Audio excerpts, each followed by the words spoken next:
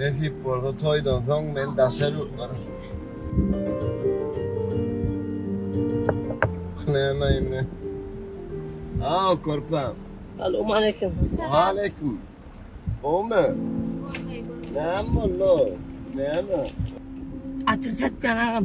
Atır satcan? Değil lan, kim be? Ben ne, kıyıl mı? Yok. Ha, bu mu? Gelme. Ağzından gidin. Ekim. Yok. Ne açım attın satcan? 30 manat. Yok, bekmediyen o bulur var ama onu mu satın o? Şuna damlatmasın oraya, armak gider.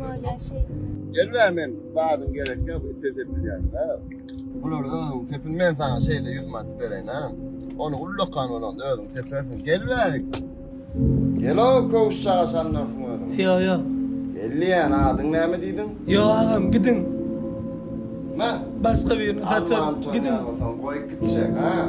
Ben gideyim sana alay, bu mu?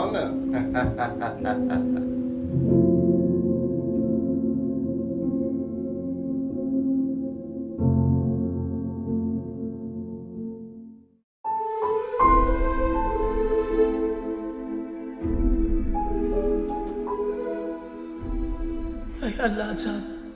Menin meterim var ekan. Allah kuvvet versin. Men näme-de bolsa ýürek bilýän. Hudaýym muňda bir razy. Allah can bilenna. Allah kuvvet versin.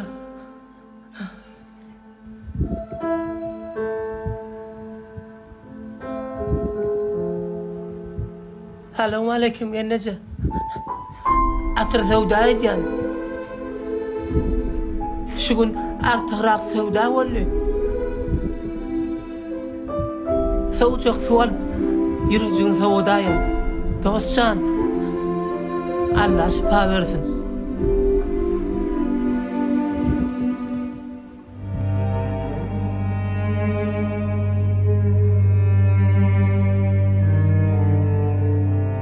Atırın gerek gel o şeyle versek kovuşağı sanlarsın.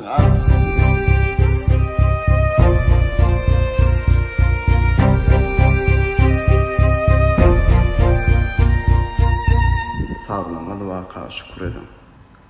Allah'dan daş düşme.